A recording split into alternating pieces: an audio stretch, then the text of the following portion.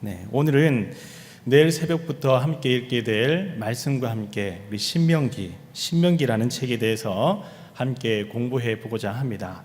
여러분, 신명기는요, 구약 성경의 몇 번째 책일까요? 네, 몇 번째 책일까요? 5번째 책이죠, 그죠? 모세오경의 마지막 책이기도 하고 구약 성경의 5번째 책이기도 합니다. 첫 번째가요, 창세기, 두 번째가 출애굽기, 세 번째가 레위기, 네 번째가 민수기, 다섯 번째 신명기, 이 5가지 책입니다. 여러분이 모세오경의 이 5가지 책 제목을 히브리어로 이렇게 풀어보면요, 한 문장으로 연결이 됩니다. 창세기라는 책은요, 히브리어로 베레시트라고 해서요, 태초에, 창세에 라고 하는 의미를 가지고 있습니다. 출애굽기는요, 애굽에서 탈출한 이야기라고 하는 이런 이름의 뜻을 가지고 있지만 히브리어 원어의 이름을 뜻을 찾아보면요, 쉐모트라고 하여서요, 이름들이라고 하는 제목을 가지고 있습니다. 레위기는요, 와이크라라고 하여서 그가 부르셨다라고 하는 의미를 가지고 있고요, 민수기는 미드바르라고 하여서 광야에서라고 하는 의미를 가지고 있습니다. 그리고 신명기는요, 엘레하 데바림이라고 하여서요, 이는 바로 그 말씀이니라 라고 해서 말씀이라는 의미를 가지고 있습니다. 그래서 이 모세오경의 책 제목을 한 문장으로 다 이어보면요, 창세기, 태초에, 출애굽기의 이름들을 레위기, 그가 부르셨다. 그리고 민수기, 어디서요? 광야에서 부르셨다. 무엇으로 부르셨을까요? 신명기, 말씀으로 부르셨다. 여기서 더 나아가서요, 여호수아, 여러분 여호수아 이름의 뜻은 구원이라고 하는 의미를 가지고 있습니다. 왜 부르셨을까요? 백성들을 구원하시기 위해 하나님께서 말씀으로 부르셨다라고 하는 그런 의미를 가지고 있습니다. 여러분, 그래서 이 신명기라는 책의 핵심은요, 바로 하나님의 말씀입니다. 이 하나님의 말씀에 순종할 때에 하나님께서 복에 복을 더하여 주시고, 그 말씀에 불순종할 때에 하나님의 심판과 저주가 있게 될 것이다 라고 하는 것이 신명기 말씀의 핵심입니다. 여러분, 그래서 신명기를요, 한문에 있는 뜻을 그대로 이렇게 한번 찾아보면요, 신자는 되풀이할 신입니다. 그리고 명자는요, 생명명, 목숨명, 생명의 말씀이라는 의미를 가지고 있죠. 그래서 기자는 기록할 기자입니다. 그래서 되풀이하여서 반복적으로 하나님의 말씀을 기록한 책, 그것이 바로 신명기입니다. 그래서 신명기를 읽다 보면요, 계속해서 하나님의 말씀을 들으라, 이 명령을 지키라, 그리고 말씀대로 행하고 순종할 때에 축복이 있을 것이다. 계속 하나님의 명령과 말씀과 규례에 대해서 끊임없이 반복하는 책이 바로 신명기라고 하는 것입니다. 여러분, 그러면요, 왜 신명기는 같은 말씀을, 비슷한 명령을 끊임없이 이렇게 반복하고 있을까요? 본문의 배경을 보면요, 이스라엘 백성들 1세대들이요, 출애굽하고 나서 하나님 앞에서 다 불순종하여서 광야에서 심판을 받아 죽임을 당하게 됩니다. 그리고 오늘 이 신명기가 시작한 이 1장에서는요, 이 세대들이만이 살아남아 있습니다. 이 세대들은요, 출애굽할 때 하나님께서 주신 약속의 말씀을, 그리고 그 하나님의 역사를 다 경험하지 못하였습니다. 그저 듣기만 하였지요. 그리고 이 모세는요, 가나안 땅에 들어가지 못하고 이제 120세라고 하는 이 나이가 다 차서요, 이 신명기의 말씀을 전할 때에는 하나님께서 너는 이제 이 모압 평지에서 생명을 다할 것이다. 내가 너를 부를 것이다. 그래서 너는 가나안 땅에 들어가지 못할 것이다 라고 말씀을 합니다. 1세대들이 다 죽고 2세대들만이 남아있는 상황에서 1세대 지도자였던 모세 또한 가나안 땅에 들어가지 못할 때에 모세의 남은 마지막 역할은요, 1세대들과 함께한 하나님의 역사를 한 번 더 설명을 하고, 그리고 너희가 가나안 땅에 들어가서는 하나님께서 원하시는 것이 무엇인지, 어떻게 그 말씀대로 행해야 하는지에 대해서 모세가 마지막으로 전해야 할 책임과 의무가 있는 것입니다. 그래서 신명기는 모세가 임종을 앞두고 한 설교라고 하여서요, 고별 설교라고 불리기도 합니다. 이제 모세는요, 가나안을 정복하기에 앞서서 요단강을 건너기 전에 모압이라고 하는 평지, 그 평지에 이스라엘 백성들을 다 불러 모읍니다. 그리고 그곳에서 세 편의 긴 설교를 신명기 말씀 1장부터 시작해서 30장까지 전하기 시작합니다. 자, 그러면 신명기의 이 구조를 한번 살펴보도록 하겠습니다. 신명기는요, 크게 두 부분으로 나눌 수가 있습니다. 총 34장까지 기록되어 있는데요, 1장에서 30장까지는 모세의 세 편의 설교, 고별 설교가 기록되어 있고요, 그리고 31장에서 34장까지는 모세의 마지막 유언과 하나님의 부르심을 받는 임종, 이 임종을 끝으로 신명기는 끝이 납니다. 그리고 여기서 이 모세의 고별 설교, 이 세 편의 설교를 구체적으로 보자면 1장에서 4장까지는 1차 설교라고 하고요, 5장에서 26장까지는 2차 설교입니다.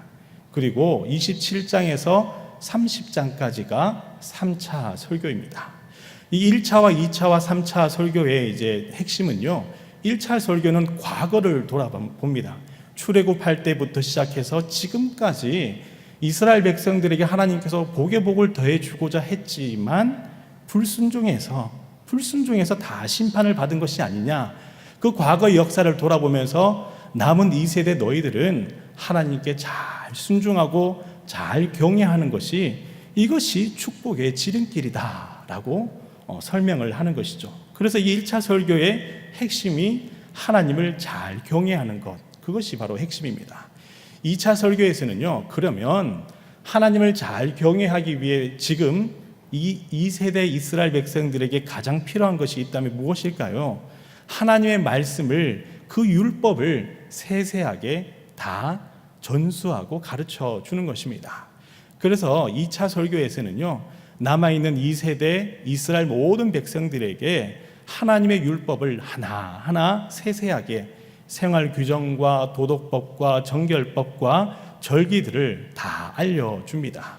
그리고 2차 설교가 다 끝나고 난 다음에 3차 설교에서는요, 이제 너희가 가나안 땅, 멀지 않은 가까운 미래에 가나안 땅을 점령하게 되었을 때에 그곳에서도 하나님의 축복을 받기 위해서 가장 필요한 것이 있다면 그곳에서도 하나님을 잘 경외할 때에 이 축복이 끊어지지 않고 영원토록 이어지게 될 것이다. 그래서 그 가나안 땅에서도 하나님을 잘 경외해야 한다라고 하는 것이 3차 설교의 핵심입니다. 자, 그러면 이 세 가지 모세의 설교의 내용들을 이제 함께 살펴보도록 하겠습니다. 1차 설교의 중심에는요, 1세대는 축복이 아니라 심판을 받았다. 그래서 과거를 이렇게 돌아보죠. 과거를 돌아보면서 1세대에게 하나님께서는 축복을 주고자 원했지만은 그들이 불순종해서 다 심판을 받았다. 그래서 너희는 그러면 안 된다라고 하는 전제하에서 모세는 과거를 회고하는 겁니다. 1장의 내용을 보면요, 과거의 역사를 회고하면서 지도자를 모세가 세우고, 그리고 가나안 땅에 정탐꾼들을 보낸 이야기. 그런데 그 정탐꾼들이 돌아와서는 오히려 저 땅에 있는 민족들은 너무나도 장대하고 너무나도 큰 성읍이더라, 불평하고 불만하는 모습이 시작이 됩니다. 근데 여러분 아시다시피 광야에서 이스라엘 백성들이 한두 번 불평한 것이 아니잖아요. 매일매일 날마다 불평하고 그 불평함과 원망과 원성이 너무나도 많은 나머지 결국엔 하나님의 심판을 모두가 받게 되었다. 광야에서 불순종한 하나님의 심판의 이야기가 1장에 기록이 되어 있습니다. 그런데 2장에서는 이 불순종으로 인해 광야 생활을 한 지 이제 38년째가 되던 해라고 하며 소개하고 있습니다. 가나안이 보이는 모압 평지에 이르렀을 때에 하나님께서는 그래도 2세대들에게 은혜를 베풀어 주셔서 그 가나안 땅에 들어가는 그 입구 길목에 있던 헤스본이라고 하는 나라의 왕 시온을 무찌르고 정복하게 하는 이야기가 2장에 기록이 되어 있습니다. 그리고 3장에서는요, 바산이라고 하는 나라의 왕 옥을 물리치고 그 가나안 땅에 들어가는 길목을 다 차지하고 정복하는 이야기가 3장에 기록이 되어 있지요. 그러게 이 가나안 땅으로 들어가는 길목을 정복한 다음에요, 12개 지파 중에서 3개의 지파에게 그 요단강 동편 지역을 다 이제 기업으로 주게 됩니다. 그 세 지파의 이름이 무엇일까요? 르우벤과 갓과 므낫세 지파는 이렇게 반반 나눠져 있는데요. 르우벤과 갓과 므낫세 반 지파에게 요단 동편 지역을 먼저 기업으로 주게 됩니다. 그러고 난 다음에 4장에서 이제 요단 강을 건너 가나안 땅으로 들어가기 전에 모든 이스라엘 백성들을 다 불러 모으고 영적인 정신무장을 할 수 있도록 하나님의 명령 2가지를 알려줍니다. 그것이 무엇이냐면요, 첫 번째는 하나님을 잘 경외하는 것, 이것이 정말 중요하다라고 말씀하고요, 두 번째는 절대 가나안 땅에서는 우상을 숭배하면 안 된다, 그 우상을 멀리하라 라고 이 2가지를 가르칩니다. 이렇게 모세의 첫 번째 설교가 다 마칩니다. 이 모세의 첫 설교의 핵심은 과거를 반면교사 삼고 지금 그리고 앞으로도 영원토록 하나님을 잘 경외해야 하는 것, 그것이 생명의 길이다라고 하는 것이 첫 번째 설교의 핵심입니다. 그런 의미에서 우리 앞뒤 좌우 주의 성도들 바라보시면서 함께 이렇게 인사하겠습니다. 과거를 반면교사 삼아 하나님을 잘 경외하시기 바랍니다. 과거를 반면교사 삼아 하나님을 잘 경외하는 우리 주의 신일교회 성도들이 다 되시기를 바랍니다. 자, 모세는요, 이제 5장에서 26장까지 두 번째 아주 긴 설교를 시작을 합니다. 여러분, 이 두 번째 설교의 핵심은요, 율법을 상세하게 잘 요약해서 전달하고 있다라고 하는 것입니다. 그래서 이 5장의 말씀을 보면요, 모세는 먼저 십계명을 하나하나 다시 백성들에게 알려줍니다. 그리고 6장에서는요, 이 하나님의 말씀을 이스라엘아 잘 들어라, 그리고 이 말씀을 듣고 하나님을 잘 경외하고 오직 하나님만을 사랑하라 라고 이렇게 이야기합니다. 그리고 7장에 이어서요, 하나님께서 이스라엘 백성들을 택하였을 때 너희는 거룩한 하나님의 성민이 되었다. 이 거룩한 하나님의 백성이 가나안 땅에 들어가서 하지 말아야 할 3가지, 이 3가지를 잘 지키는 것이 중요하다라고 가르칩니다. 그 3가지가 무엇이냐면요, 언약을 가나안 땅에 있는 백성들과 절대 약속하거나 언약을 맺지 말라라고 하는 것입니다.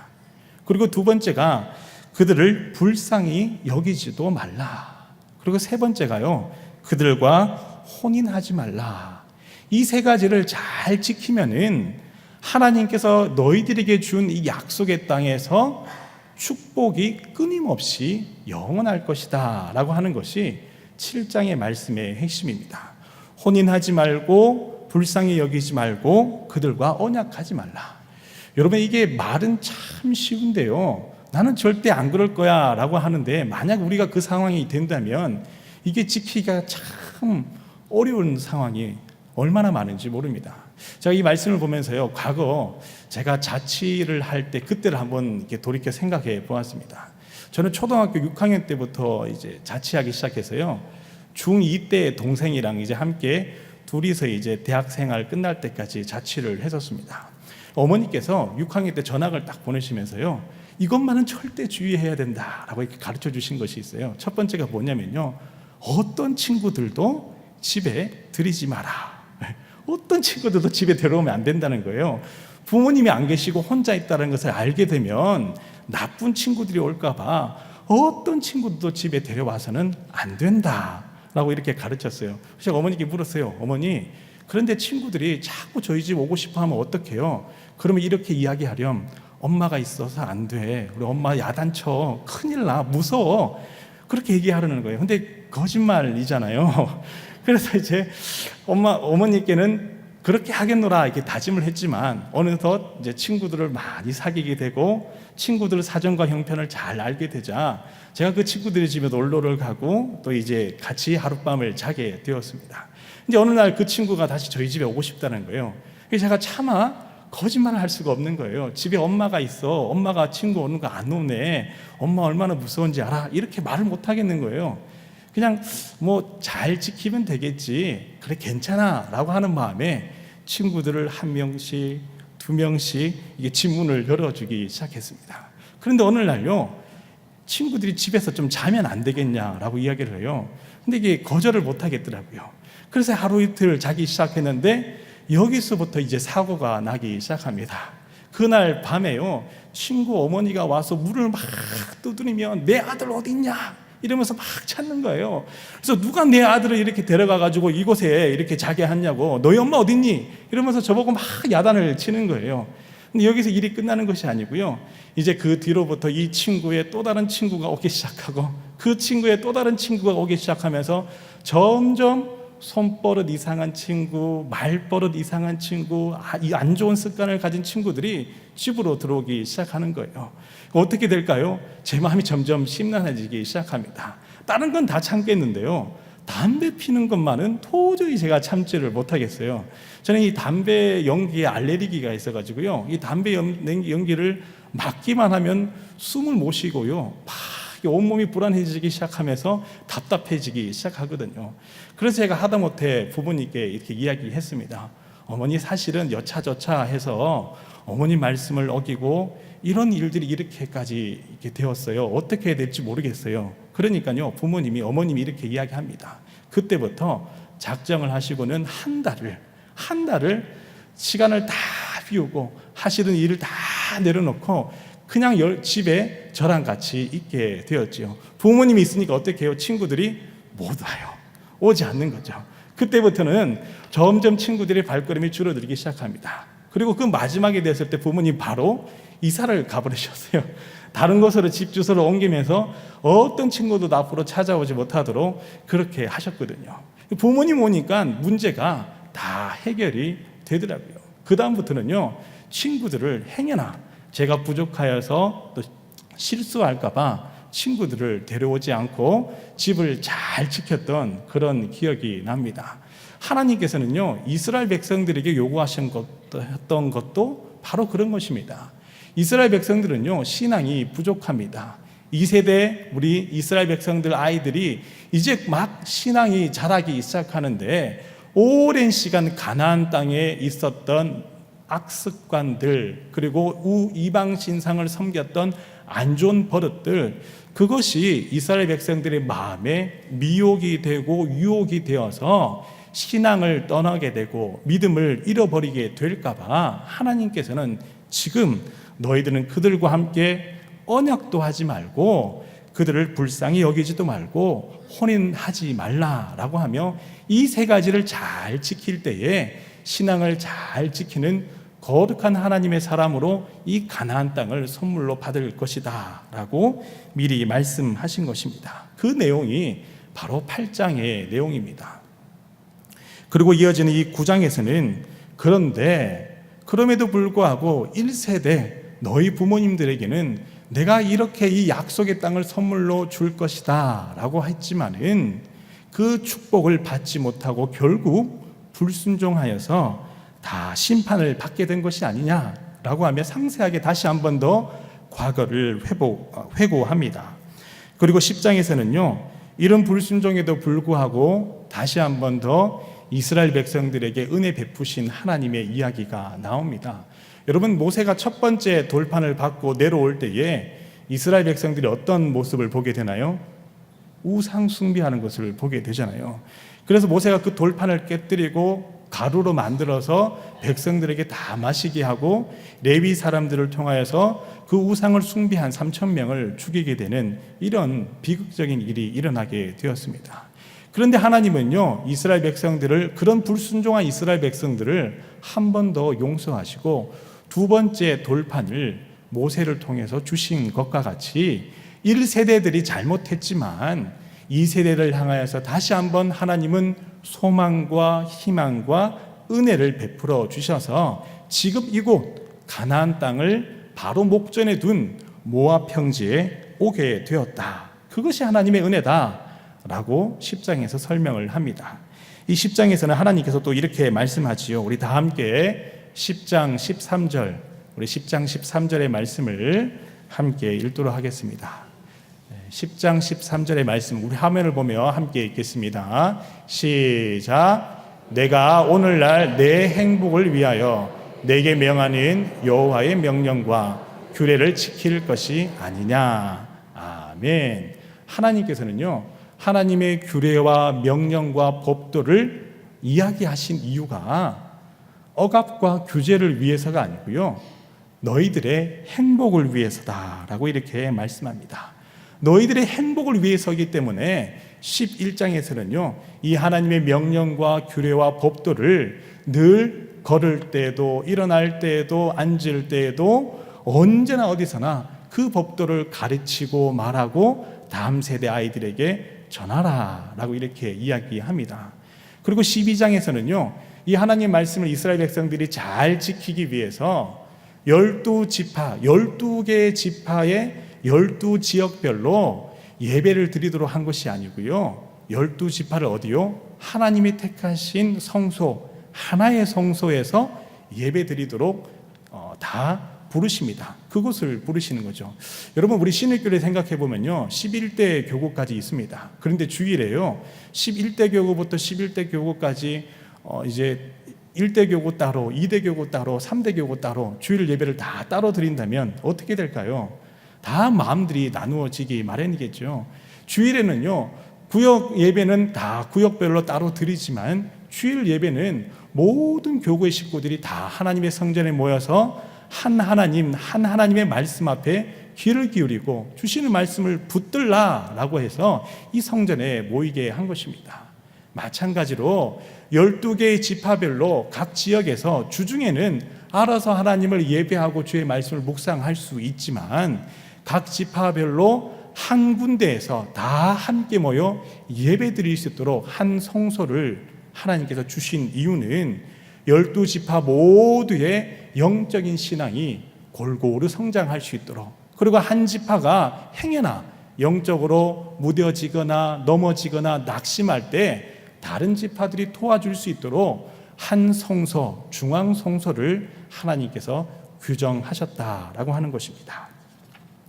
그래서 이어지는 13장에서는요, 그럼에도 불구하고 각 지파에서 우리가 꼭 이 예배를 하나님께 이렇게 드려야 하느냐, 저 이방에 있는 백성들이 드리는 좋은 예배의 예전도 있다, 그러면서 이제 막 미혹을 하기 시작하는 거죠. 불평하기 시작하고 불만이 넘치게 되고, 이방에 있는 저 좋은 예배의 습관들을 우리도 똑같이 함께 배우자. 그리고 이 하나님만이 우리의 하나님이냐, 저곳에 있는 저 이방 신들도 위대한 신이지 않느냐, 저 신들도 함께 섬기자라고 하는 거짓 선지자들이, 거짓 형제들이, 자매들이 나오기 시작하는 거죠. 그래서 13장에서는요, 이 거짓 선지자들을 경계하고 그들을 다 진멸하라 라고 하나님께서 말씀하십니다.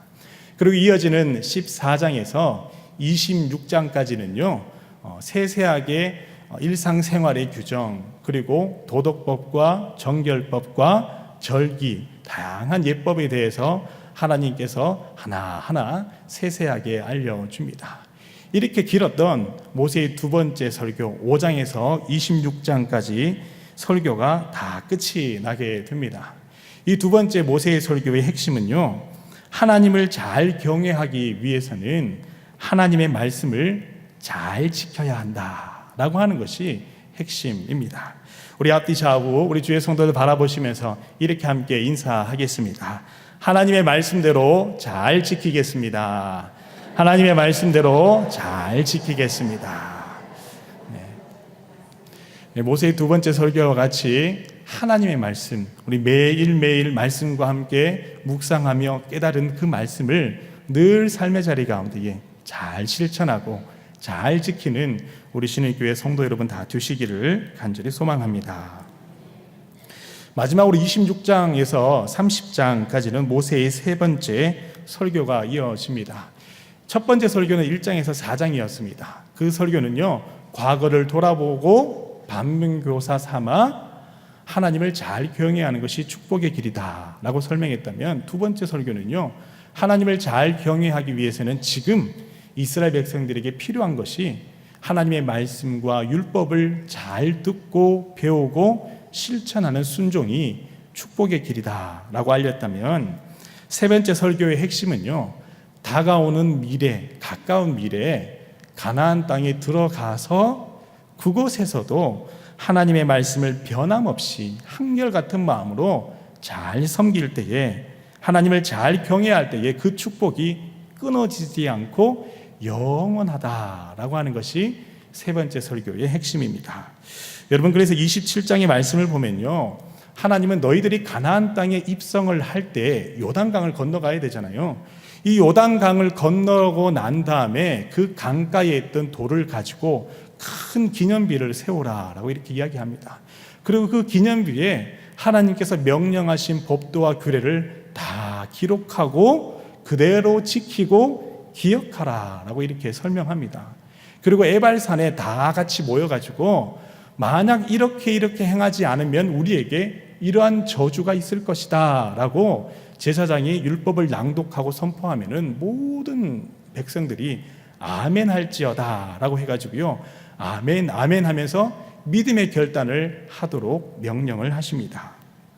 그리고 28장에서 30장까지의 말씀은 다시 한번 순종하면 축복이, 불순종하면 심판이, 이 모압 평지에서 내가 다시 너희에게 전한 이 언약의 말씀을 잘 지킬 때에 30장에서 그것이 복받는 생명의 길이다라는 것을 한 번 더 모세를 통하여 하나님께서 알려주십니다.